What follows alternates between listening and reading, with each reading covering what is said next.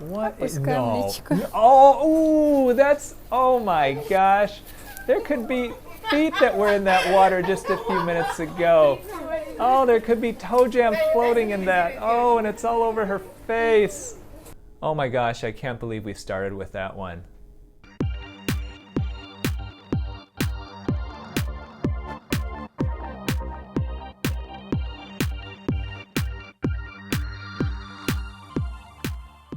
These are a certain species of fish that are used for fish pedicures, where supposedly they starve the fish, and the fish, because they don't have plankton to eat, they'll actually eat the dead skin off people's feet. But she put her face in that. You can get infections from it, and God forbid, when was the last time that they changed that water?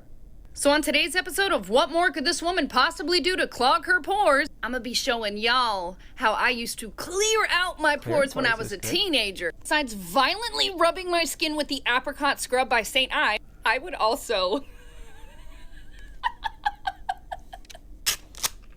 All right, so basically, I would stick the tape like really tight against my skin, okay? And if I'm being honest, I actually used to use duct tape. What y'all know about the DIY pore strips? Ready? Oh! Oh, did y'all think I only did it once? Oh no, I would do it repeatedly in the same spot like, oh, that's right. Oh, we were gonna do it again. And taking it a step further, because it's not red enough, this is also what I would do. I'd press it in real deep. I was so dumb. And oh! Exfoliating your skin is a good thing, but putting duct tape on your skin and ripping off the upper layer of your epidermis many, many times is not a good thing. It is true that if you do a controlled trauma to your skin, you can help to rejuvenate that skin. So that's why things like laser treatments work, chemical peels work. But if you're doing something like this, we're not talking about a controlled trauma. We're talking about substances in that tape that aren't meant to be on the skin. And we're talking about this kind of violent ripping away of skin cells. Not a good thing. Do not do this at home, my friends. Y'all want to know how to get a tan super fast? Use some Pam Organical. Original. This is after 30 minutes. I'll get back to y'all in an hour. And this is after an hour and a half. Cooking spray? Are you kidding me? Real cooking spray? Cooking spray does not take the place of a good sunscreen. Use an SPF of 30 or greater and avoid oxybenzone and octinoxate because they are potential hormone disruptors and they are harmful to the coral reefs. Pam shouldn't be used with your cooking, much less as a suntan oil.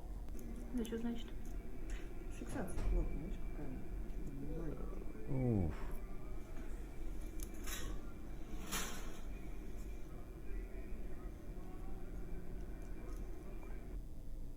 So what is going on here? Well, it looks like he's having thread lifts placed under the surface of his skin. The idea behind threadless is that you have sutures that have little barbs on them, and the little barbs on the sutures can hook on to tissue to allow that suture to lift the tissue up. Back in about 2006, 2007, these types of thread lifts were really popular as a way to lift the skin of the face and of the neck. But the problem with these treatments is that they only lasted about 6 months, maybe a year at the most. So thread lifts are part of my holistic beauty blacklist that I have on my website, dryoun.com, and they are not something that I recommend. A day in the life of a burn survivor. So first of all, I wash my hard mask and the silicone that I have to wear at night, and then I just leave it there to dry. Then I have to moisturize my whole body, and as you can see, I go through so much, so we've got heaps of bottles. Then I get dressed and put all my body garments on. Then I use the torture device, mouth retractor, which I use to stretch my mouth for an hour.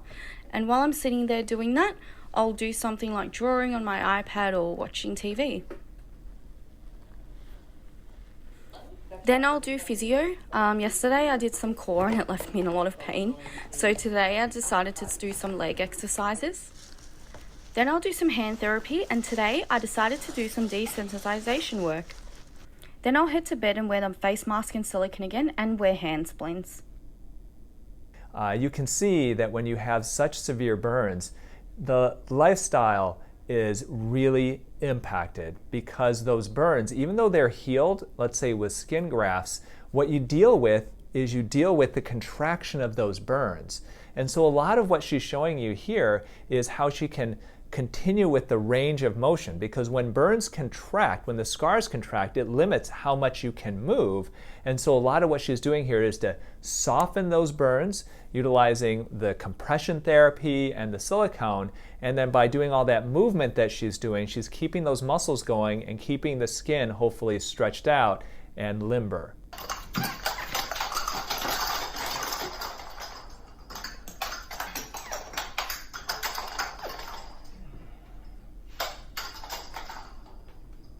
How's that feeling? Oh, so good. What was that? That is cupping therapy. Cupping therapy is a type of alternative medicine or alternative therapy that is used to help reduce swelling, reduce discomfort. It's helped some athletes to help recover faster. You may remember back in the Olympics, Michael Phelps had these bruises on his back while he was competing because he was doing cupping therapy.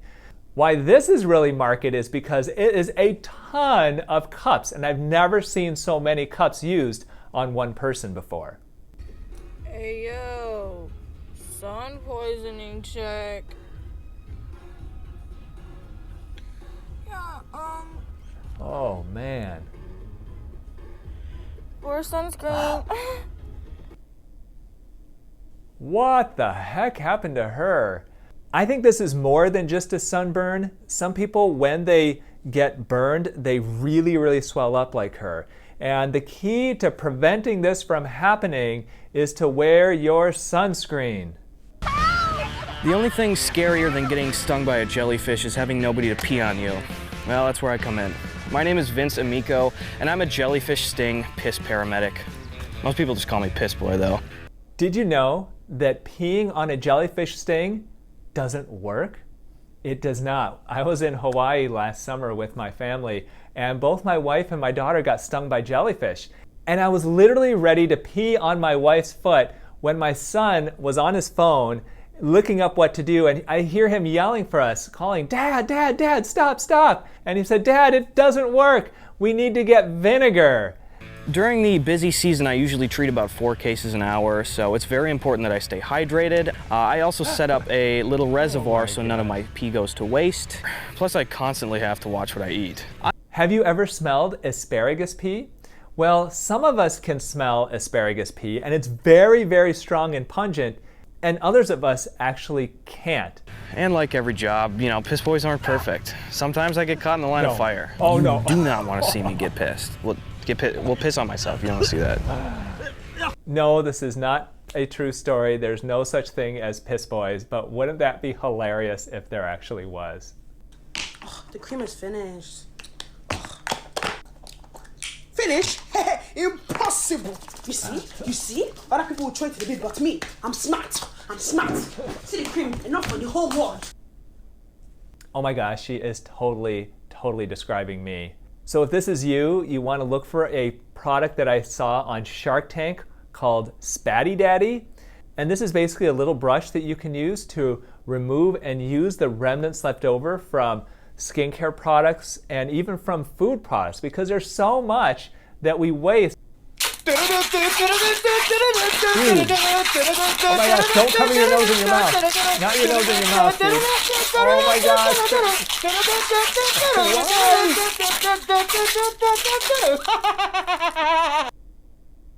This guy is all over TikTok doing these most bizarre things. I mean, this is not even the least of it. Do not do this at home. The fact that he almost covered his whole mouth, he can die from that. Oh, hi. Hello. I don't know if you guys have heard of perineum sunning, but it's when you expose your butthole to sunlight. 30 seconds is equivalent to walking around in the sun with your clothes on all day long. Vitamin D, soaking it up. You think this is a joke, but perineum sunning is actually not a joke. There are people who go out there and they put their legs up at the beach wanting to get sun on their private parts. That area of the body, if you get a lot of sun there, you're going to get burned. So this idea of perineum sunning, it's kind of funny, but it's actually real. Real bizarre.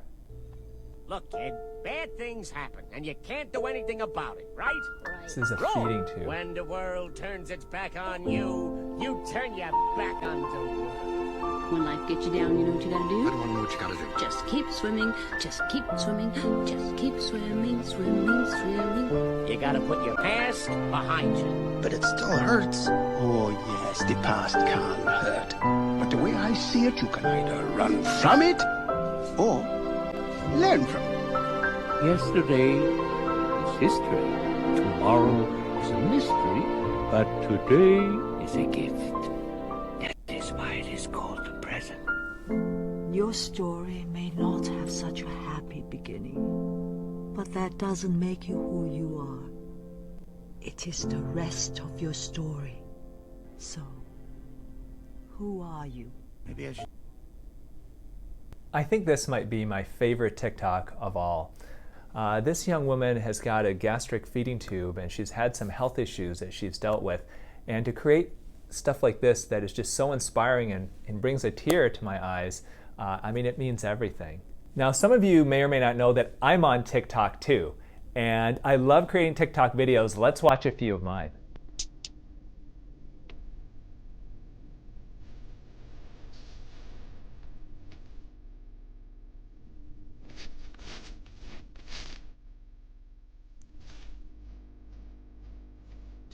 One of the things that I hate most is when I have a patient's husband or boyfriend or fiance tell them what they should do in plastic surgery, whether they should get bigger breasts, whether they should get lipo, or anything.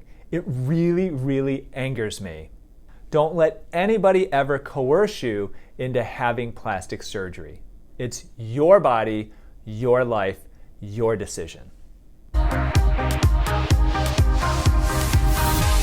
I'm bulletproof, nothing to lose, far away, far away. This is a true story where a woman was actually shot in the chest and the bullet deflected off of her breast implant. So can we use implants for more than just cosmetic and reconstructive uses?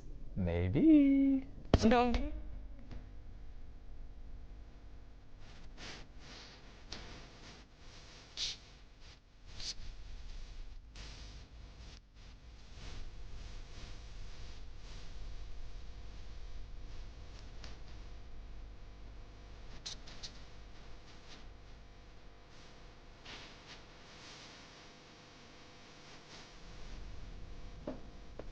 If you follow me on other social media, you know that I am a big dog rescue person. We adopted all three of them when they were seniors. They're a bit older. Two of them we adopted when they were 8 years old, and the third one when he was 12. And it is just such an incredible blessing to our lives because they bring so much love and joy. Recently, however, the third dog on this video, Sammy, aka Num Nums, was diagnosed with metastatic thyroid cancer. He had 12 years of his life where I think he was not treated very well. Then we adopted him. He was sitting at a rescue for several weeks. Nobody wanted him because he was older. And the fact that we're not going to have him much longer definitely breaks my heart, but also the fact that he's had at least 2 years and hopefully at least a few more months where he knows he's loved and he's in a loving family just means the world. So if you get a chance, I encourage you, please adopt, don't shop. There's so many needy dogs out there and you can save a life today. Well, if you enjoyed these TikTok reactions, please take a peek at the video right up here because this is another reaction that I did to some pretty crazy and hilarious TikToks. And remember, eat real food, use clean skincare, and always consider actual plastic surgery as a last resort.